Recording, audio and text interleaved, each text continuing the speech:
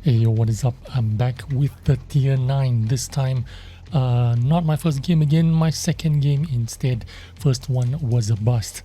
But this time I took the advice of some of the commenters in the yesterday's video, and instead of putting on the IRM, I put on the turbos instead, and I think the turbos work out a little bit better.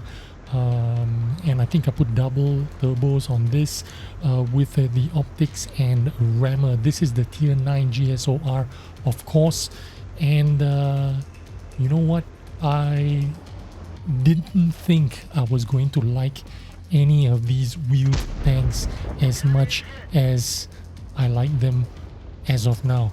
I had a good experience with the tier 6, I had a good experience with the tier 7, and even though I only played 1-2 games, right now I am having good experience with the tier 9. This is only my second game.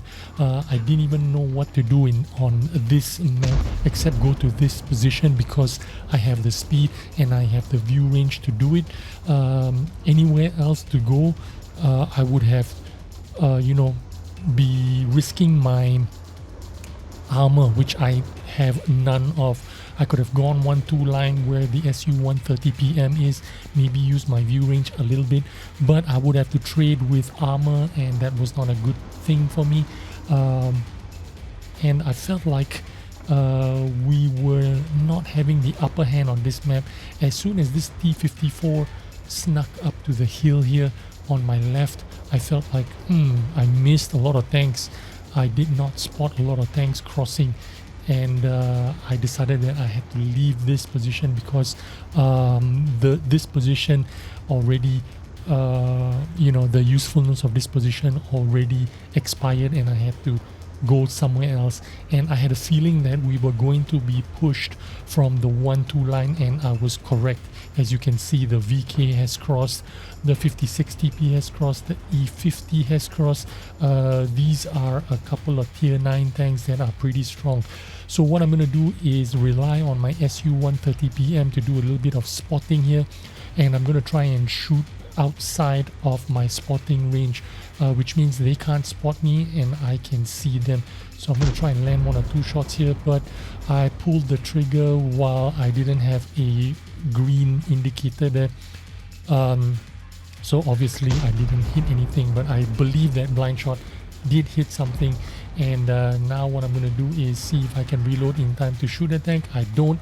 So I'm just going to go to that classic bush position and use my better view range, quote unquote, to see if I can spot out anything. And the first thing I see is the tortoise.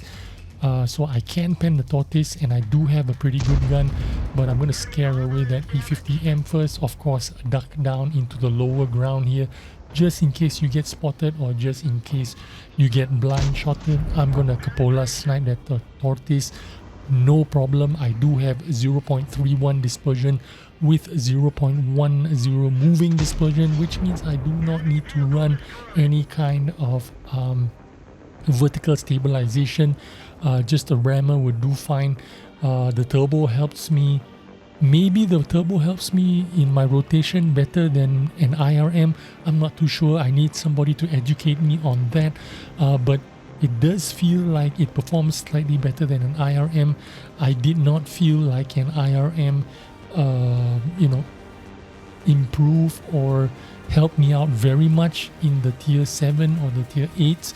So anyway, I'm quite happy with the turbo at the moment, and I think the optics served me quite well as well. Early on, I did spot the crossing, and then here I spotted the E50 and that tortoise.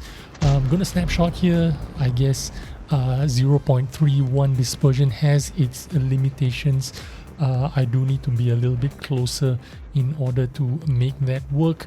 I'm going to sneak up behind him and see if I can get one shot.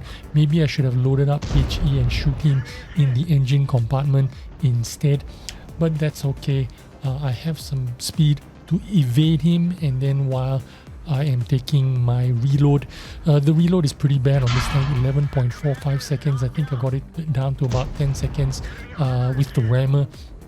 Not that great, but I can't complain too much because you do have 390 alpha with 248 penetration on this tank. I suppose you can't have it all.